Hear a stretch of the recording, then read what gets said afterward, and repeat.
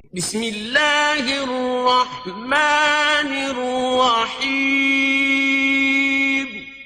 اللہ کے نام سے شروع جو نہایت مہربان رحم والا۔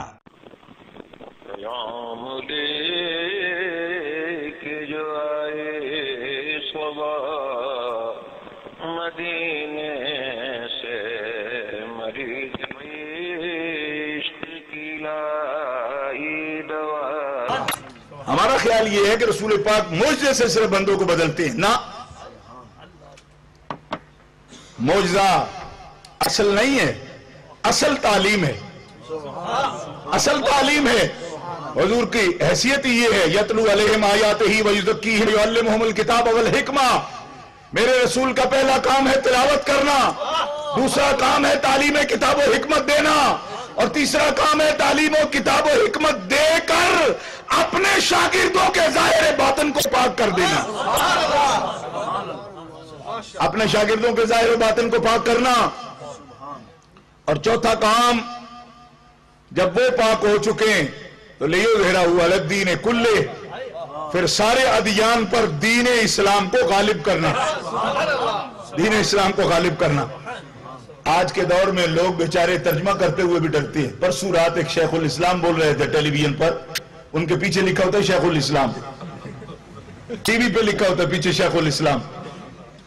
اچھا، پتہ ہے کیا کہہ رہے تھے کہ لیظہرہ علی الدین کلہ کا مطلب لوگوں نے سمجھا ہے کہ دین کو ادیان پر غالب کریں گے۔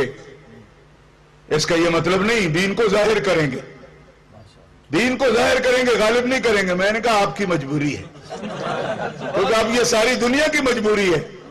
آیتوں کے ترجمہ کرتے ہوئے بھی دنیا ڈرتی ہے، اب وہی نہیں ڈریں گے جن کو صحابہ کا نقش قدم نظر آتا ہو، ورنہ لیظہرہ علی الدین کلہ کا ترجمہ کرتے ہوئے اب صرف ظاہر کرنا ہو گیا۔ ظاہر کرنا کیا شے ہوتا ہے؟ لیظہرہ علی الدین کلہ، علی الدین کلہ ترجمہ کریں، لیظہرہ علی الدین کلہ، دین کو غالب کرنا یہ کام ہے۔ ان کا ایسی کوئی بات نہیں، لڑائی نہیں، ڈیفینسو، وہ بولا نا ڈیفینسو، کیونکہ مدینے کے قریب ہی لڑائی ہوتی ہے، کبھی خندق ہوتی ہے۔ میں نے کہا آپ کو کس نے دین یہ سمجھایا؟ خدا کے بندوں، اگر اسلام ڈیفینسو لڑتا تو صرف مدینہ میں حکومت ہوتی، دمشق میں کیسے پہنچ گئی؟ ڈیفینسو کبھی اپنے دروازے سے بھی باہر نکلا ہے؟ نہیں سمجھ آئی آپ کو؟ اور اگر آئی ہے تو کہہ دو سبحان اللہ۔ بات سمجھ آئی ہے؟ اسلام صرف ڈیفینسو لڑتا ہے۔ میں نے کہا ڈیفینسو لڑتا ہے تو دمشق کیسے چلا گیا؟ ایران کیسے پہنچ گیا؟ تو مدینہ شریف میں رہنا چاہیے تھا نا۔ مراکش میں کیسے چلا گیا؟ الجزائر میں کیسے گیا؟ اسپین میں کیسے گیا؟ اسلام ڈیفینسو لڑتا ہے یا اٹیک بھی کرتا ہے؟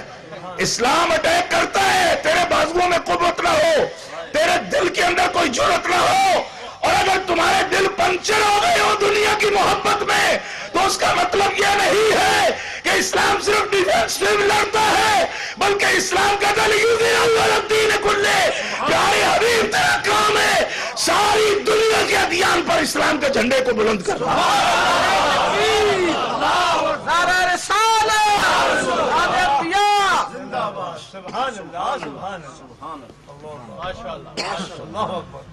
گرامی قدر حضرات، بڑا مسئلہ ہے، کس کس کو سمجھائیں ہم؟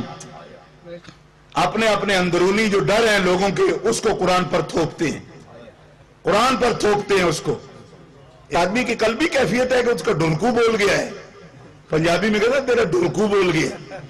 میرا ڈر جائے جو بندہ، اگر میرا ڈھنکو بول جائے تو میں قرآن پاک کی تعلیم کو اس ڈھنکو کے مطابق بنا لوں کہ میں چل گیا ہوں لہذا قرآن بھی چل گیا ہے۔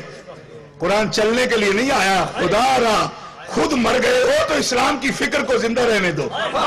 کیوں کہ تم مر گئے ہو تو اللہ اور قوم لائے گا۔ من یرتد منکم عن دینہ فسوف یأتی اللہ بقوم یحبہم ویحبونہ۔ اگر تم بزدل ہو گئے ہو تو رب کو تمہاری کوئی محتاجی نہیں، وہ ایک اور قوم لائے گا اور اس سے پھر اپنے دین کو زندہ کر لے گا۔ تم شکست خوردہ ہو تو جاؤ اپنے اپنے بلوں میں گھس جاؤ، دین کو مت گھسیڑو ان بلوں میں۔ کیوں؟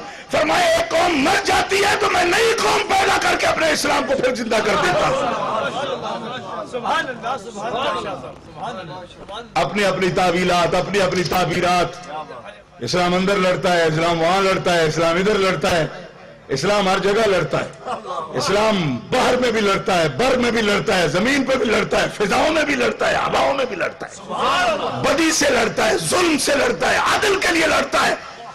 اور اسلام بڑی تیاری ہو تب بھی لڑتا ہے، تیاری نہ بھی ہو تو حسین ابن علی کی صورت میں لڑتا ہے. کوئی تیاری تھی غیر تیاری بھی لڑتا ہے. اسلام صرف سر اتار کے نہیں لڑتا، سر کٹا کے بھی لڑتا ہے. اسلام دوسروں کی لاشوں پر کھڑے ہو کر نہیں، اپنا سر نیزے پہ ٹنگا کے بھی لڑتا ہے اور علم اسلام بلند رہتا ہے. ہاں مولا علی فرماتے ہیں ہم جب میدان میں اترتے ہیں تو ہم یہ فکر نہیں کرتے کہ ہم موت پہ گریں گے یا موت ہم پہ گرے گی، اس لیے کہ ہمارا مسئلہ موت نہیں، ہمارا مسئلہ اسلام ہوتا ہے. ہم یہ نہیں دیکھتے کہ ہمارا کیا بنے گا، ہم دیکھتے ہیں اسلام کی دعوت آگے کیسے بڑھے.